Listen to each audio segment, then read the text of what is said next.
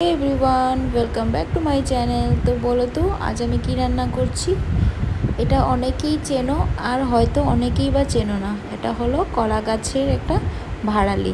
এটা কলা গাছের ভেতর থেকে পাওয়া যায় এই জিনিসটা। দেখো আমি ছোট ছোট করে কেটে নিলাম। এটা না একটু সময় রাখার পরে কালো হয়ে যায়। তো আমি আজ বানাবো এই কলা গাছে এটা দিয়ে আর মসুরির ডাল দিয়ে একটা সুন্দর রেসিপি, যা হেলদিও প্লাস খেতেও অনেক ভালো। যাদের শরীরে আয়রন কম তারা এই ডিশটা অবশ্যই খেতে পারো। তো প্রথমে আমি একটা প্রেসার কুকার বসিয়ে মসুরির ডাল আর এটা দিয়ে দেব। আমি কিন্তু এখানে অয়েল কিছু ব্যবহার করিনি এখন অবধি। তো প্রথমে আমি সবগুলো দিয়ে দিলাম। অয়েলটা আমি ইউজ করব সম্ভাস যখন দেব তখন। তো এইভাবে আমি নাড়াচাড়া করে আস্তে আস্তে সবগুলো মশলাপাতি দিয়ে ভালো করে রান্না করব এটা।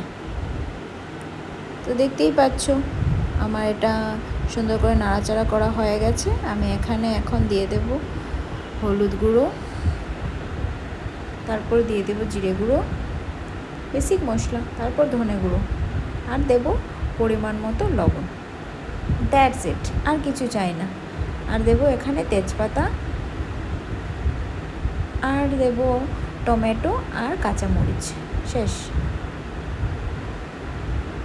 এখন আমি প্রেসার কুকারের মুখটা বন্ধ করে দেব। এই তো দেখতে পাচ্ছ এটা ডালটা হয়ে গেছে সেদ্ধ। তারপর আমি এখানে তড়কা দেব।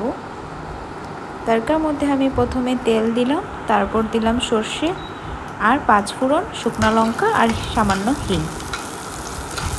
খুবই সাধারণ রান্নাটা, যেহেতু আমি সাধারণ ঘরের মেয়ে তাই আমি সাধারণ রান্নাটাই প্রেফার করি আর তোমাদের সাথে শেয়ার করি।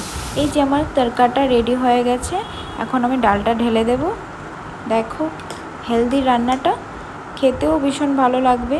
সো বন্ধুরা, thank you for watching this video. By.